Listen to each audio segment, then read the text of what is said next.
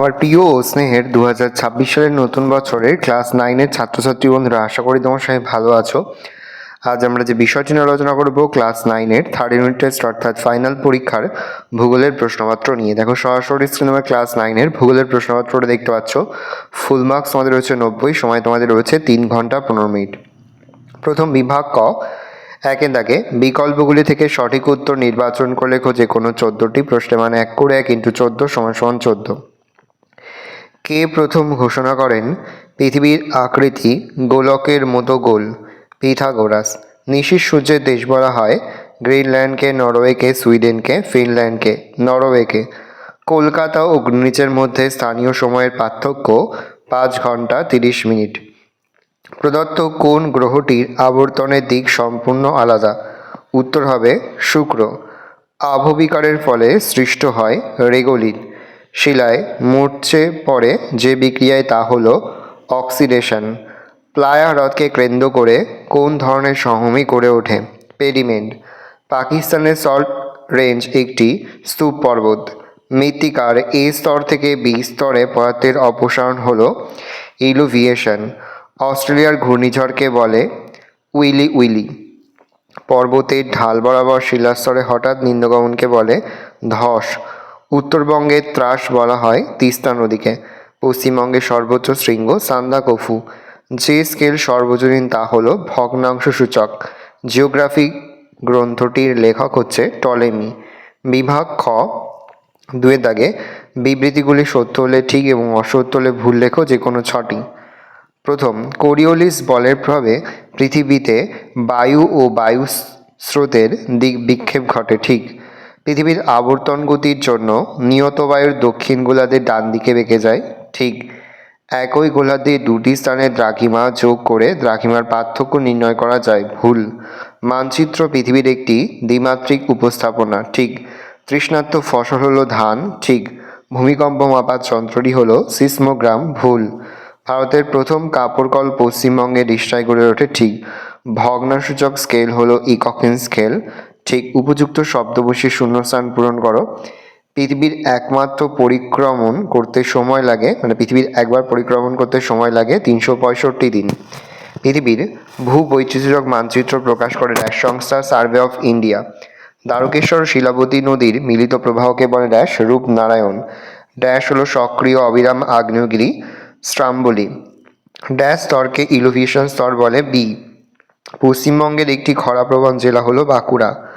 অতি সাম্প্রতিক প্রবাহিত ঘূর্ণিঝড় উম্পুর নামকরণকারী দেশ ড্যাশ উত্তর হবে থাইল্যান্ড। ড্যাশকে সাদা কয়লা বলা হয় জলবিদ্যুৎকে। স্তম্ভ মেলাও। বক্সা জয়ন্তী পাহাড় হচ্ছে সিনচুলা। আগ্নেয় পর্বত হচ্ছে টিবেস্টি। অযোধ্যা পাহাড় হচ্ছে গোর্গাবুরু। আর পারমাণবিক শক্তি কেন্দ্র হচ্ছে তারাপুর। পর হচ্ছে ডি এর দাগে একটি বা দুটি শব্দে উত্তর দাও যে কোনো 6টি। পৃথিবীর নিরক্ষীয় ব্যাস প্রায় 12,757 কিমি।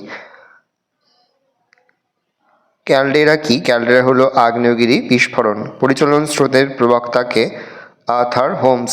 মূল মধ্যরেখার বিপরীতে অবস্থিত দ্রাঘিমা রেখার মান কত? 180 ডিগ্রি। পশ্চিমবঙ্গের কোন স্থানে সর্বাধিক বৃষ্টিপাত হয়? দার্জিলিং। জল ধরো জল ভরো কর্মসূচি পশ্চিমবঙ্গের কোন অঞ্চলের জন্য গৃহীত হয়েছে? দক্ষিণবঙ্গ। NATMOর সদর দপ্তর কোথায় অবস্থিত? কলকাতায়। ভারতের প্রাচীনতম তৈলখনি কোথায় অবস্থিত? আসাম। বিভাগ গ, 3-এর দাগে নিচের প্রশ্নগুলির উত্তর সংক্ষেপে লেখো যে কোনো 6টি। প্রশ্নের মান 2 করে 2 × 6 = 12। প্রতিভা স্থান কাকে বলে? ভূপৃষ্ঠের ওপর অবস্থিত কোনো বিন্দু বা স্থান থেকে কল্পিত রেখা পৃথিবীর কেন্দ্রের মধ্যে দিয়ে প্রসারিত করলে তা বিপরীত প্রান্তে যে বিন্দু বা স্থানে স্পর্শ করে তাকে প্রথম বিন্দু বা প্রথম স্থানের প্রতিভা স্থান বলে। অথবা সময় অঞ্চল কাকে বলে? একই প্রমাণ দ্রাঘিমার সময় যে অঞ্চলের মধ্যে মেনে চলা হয় তাকে সময় অঞ্চল বলে। পৃথিবীকে 15 ডিগ্রি অন্তর মোট 26টি সময় অঞ্চলে ভাগ করা হয়েছে। পূর্ব গোলার্ধে 14টি এবং পশ্চিম গোলার্ধে 12টি। অর্থাৎ আন্তর্জাতিক ক্ষেত্রে 2টি সময় অঞ্চলের মধ্যে সময়ের পার্থক্য 1 ঘন্টা। তবে স্থানীয়ভাবে বিভিন্ন দেশগুলির মধ্যে এই পার্থক্য 15 মিনিটও হয়ে থাকে, যেমন ভারত ও নেপাল। অপসূর অনুসূর অবস্থান বলতে কি বোঝো? সূর্য থেকে পৃথিবীর গড় দূরত্ব প্রায় 15 কোটি কিলোমিটার হলেও পৃথিবীর উপবৃত্তাকার কক্ষপথে একটি নাভিতে সূর্য অবস্থান করায় পৃথিবী থেকে সূর্যের দূরত্ব হ্রাস ও বৃদ্ধি ঘটে। এটি বোঝানো হয় অপসর অনুসর অবস্থান দিয়ে। যেমন অপসর অবস্থান পরিক্রমণের সময় 4 জুলাই পৃথিবী থেকে সূর্যের রৈখিক দূরত্ব বৃদ্ধি পেয়ে দাঁড়ায় প্রায় 15 কোটি 20 লক্ষ কিমি। এই দিনটিকে অপসর অবস্থান বলে। অনুসর পরিক্রমণের সময় 3রা জানুয়ারি পৃথিবী থেকে সূর্যের রৈখিক দূরত্ব কমে দাঁড়ায় প্রায় 14 কোটি 70 লক্ষ কিমি। এই দিনটিকে অনুসর অবস্থান বলে। অথবা দুটি স্তূপ পর্বতের নাম লেখো। ভারতের সাতপুরা, পশ্চিম ঘাট পর্বত, ফ্রান্সের ভোজ। পুঞ্জিত ক্ষয় কাকে বলে? আবহবিকারের ফলে সৃষ্ট বিয়োজিত ও চূর্ণ বিচূর্ণ শিলাখণ্ড, মৃত্তিকা প্রভৃতি পুঞ্জাকারে পিচ্ছল তলের মাধ্যমে মাধ্যাকর্ষণ শক্তির টানে দ্রুত বা ধীরভাবে নিচে নেমে আসার সময় ভূগাত্রে যে ক্ষয় হয় তাকে পুঞ্জিত ক্ষয় বলে। অথবা ভঙ্গির পর্বতে জীবাশ্ম দেখা যায় কেন? জীবাশ্ম অর্থাৎ জীবযুক্ত অশ্ব, জীব অর্থাৎ যার জীবন আছে, এবং অশ্ব শব্দের অর্থ শিলা বা প্রস্তর। কোনো জীবদেহ শিলায় পরিণত হলে এবং প্রস্রীভূত হলে তাকে জীবাশ্ম বলে। সমুদ্রগর্ভে পলি জমে পাললিক শিলাস্তর গঠনের সময় সামুদ্রিক উদ্ভিদ বা প্রাণীর দেহাবশেষ চাপ পড়ে যায়। কোটি কোটি বছর ধরে পলিস্তরের চাপ ও ভূগর্ভের তাপে এই জীব দেহাবশেষগুলি প্রস্রীভূত হয়ে জীবাশ্মের পরিণত হয়। অর্থাৎ সমুদ্রগর্ভে পাললিক শিলাস্তরে জীবাশ্ম গঠিত হয়। পরবর্তীকালে পাঁচ সঞ্চরণের কারণে বা গিরিজনী আলোড়নের ফলে যখন সমুদ্রগর্ভে এই পাললিক শিলাস্তর ভাঁজপ্রাপ্ত হয়ে ভঙ্গিল পর্বত রূপে ওপরে উঠে আসে, তখন জীবাশ্মগুলি ওই পাললিক শিলায় গঠিত ভঙ্গিল পর্বতেই থেকে যায়।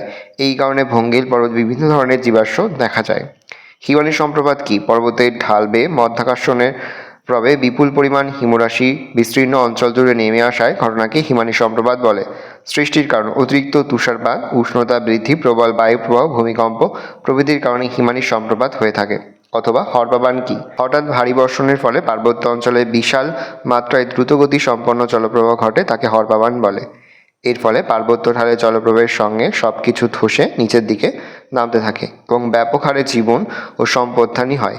2010 সালে জম্মু কাশ্মীরে লে উপত্যকায় হরপাবানে 250 জনের বেশি মানুষের মৃত্যু হয়। তোমরা ইতিমধ্যে অবগত হয়েছে যে আগামীকাল কিন্তু নেপালে বিধ্বংসী হরপাবানের ফলে বিভিন্ন মানুষের কিন্তু মৃত্যু ঘটেছে এবং বিভিন্ন মানুষের কিন্তু এখনও পর্যন্ত কোনো খোঁজ খবর পাওয়া যায়নি। একেবারে ধ্বংসলীলা চালিয়ে গেছে হরপাবান। নেক্সট, পশ্চিমবঙ্গের দুটি তথ্য প্রযুক্তি শিল্পকেন্দ্রের নাম: Salt Lake city, Rajarhat, new town. অথবা দুটি রবি শস্যের নাম: ধান, গম, যব, শস্য ইত্যাদি। বিষয়ভিত্তিক মানচিত্র কাকে বলে?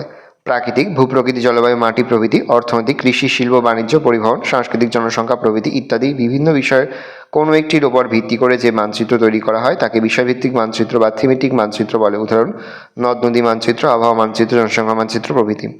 অথবা স্কেল বলতে কি বোঝো? মানচিত্র, লেখচিত্র বা প্ল্যান এ প্রদর্শিত যে কোনো দুটি স্থানের দূরত্ব বা ভূপৃষ্ঠের ওই দুটি স্থানের প্রকৃত দূরত্বের অনুপাতকে স্কেল বলা হয়। পরে রয়েছে বিভাগ খ, 4 দাগে। নিচের প্রশ্নগুলির উত্তর দাও। বিকল্প প্রশ্ন লক্ষণীয়। প্রশ্নের মান 3 করে 3 × 4 = 12। অক্ষরেখা ও দ্রাঘিমা রেখার মধ্যে পার্থক্য লেখো অথবা মৃত্তিকা সংরক্ষণের উপায়গুলি লেখো। স্থানীয় সময় ও প্রমাণ সময়ের মধ্যে পার্থক্য লেখো অথবা জিপিএস এর 3টি বৈশিষ্ট্য আলোচনা করো। নেক্সট, দুর্যোগ বিপর্যয়ের মধ্যে পার্থক্য লেখো অথবা ভূমিকম্পের প্রভাব সম্বন্ধে লেখো। নেক্সট, মানচিত্রের প্রধান উপাদানগুলি কী কী লেখো অথবা পশ্চিমবঙ্গের মালভূমি অঞ্চলের নদ নদীর বৈশিষ্ট্যগুলি আলোচনা করো। নেক্সট রয়েছে বিভাগ ঙ, 5-এর এর দাগের যে কোনো দুটি প্রশ্ন দেওয়া। কলকাতার সময় যখন 8টা 25 তখন নিউ ইয়র্কে 74° পশ্চিম এর স্থানীয় সময় কত হবে? অপসর অনুসর অবস্থান বলতে কি বোঝো? চিত্রসহ বর্ণনা দাও। ব্যবচ্ছিন্ন লাভামালভূমি কীভাবে গঠিত হয় আলোচনা করো। তাপের তারতম্যের যান্ত্রিক আবহবিকারের 3টি পদ্ধতি চিত্রসহ বর্ণনা দাও। বিয়ে থাকে যে কোনো দুটি প্রশ্ন দাও। কলকাতা বন্দর গড়ে ওঠার কারণগুলি কী কী? এই বন্দরের প্রধান সমস্যাগুলি আলোচনা করো। চা চাষের অনুকূল ভৌগোলিক পরিবেশগুলি আলোচনা করো। পশ্চিমবঙ্গের উত্তরের পার্বত্য অঞ্চলের ভূমিরূপ সম্বন্ধে আলোচনা করো। হুগলি নদীর উভয় তীরে পাট শিল্প গড়ে ওঠার কারণসমূহ আলোচনা করো। তারপর রয়েছে পশ্চিমবঙ্গের রেখা মানচিত্রে নিম্নলিখিত উপযুক্ত নাম ও প্রতীক চিহ্নিত করো। প্রশ্নের মান 1 করে 1 × 10 = 10। ভালো করে দেখে নাও। এই রোজ টোটাল তোমাদের থার্ড ইউনিট টেস্ট অর্থাৎ ফাইনাল পরীক্ষার ক্লাস 9-এর ভূগোলের প্রশ্নপত্র। ভালো করে প্রশ্নপত্রটা দেখে নাও। আমরা কিন্তু ইতিমধ্যেই ক্লাস 9-এর প্রতিটি বিষয়েরই কিন্তু সিলেবাস, প্রশ্ন এবং নমুনা প্রশ্নপত্র কিন্তু আপলোড করে দিন। তার পাশাপাশি প্রতিটি বিষয়েরই কিন্তু অধ্যায়ভিত্তিক ক্লাস মিনি সাজেশনও কিন্তু আমরা আপলোড করে দিন এখনও পর্যন্ত।